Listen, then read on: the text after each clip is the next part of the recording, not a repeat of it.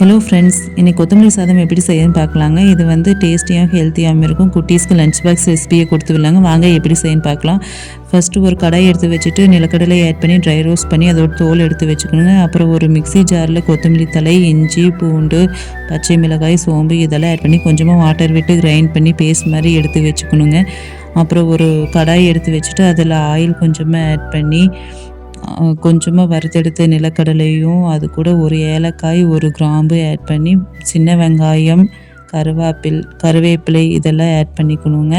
நம்ம வந்து காரத்துக்கு அந்த ஒரு பச்சை மிளகாய் தாங்க, வேறு எதுவும் கிடையாது. ஏன்னா குழந்தைய காரம் அதிகமாக சாப்பிட மாட்டாங்கல்லங்க, அதனால் இது மட்டும் போதுங்க. அப்புறம் இந்த பேஸ்ட் ஆட் பண்ணி கொஞ்சமாக அது கூட உப்பு, நெய் இதெல்லாம் விட்டு அதை நல்லா வதக்கி எடுத்துட்டுங்க. நல்லா சுருண்டு வந்ததுக்கப்புறம் கொஞ்சமாக ரைஸ் ஆட் பண்ணி கலக்கி விட்டால் நம்மளோட கொத்தமல்லி சாதம் தயாருங்க.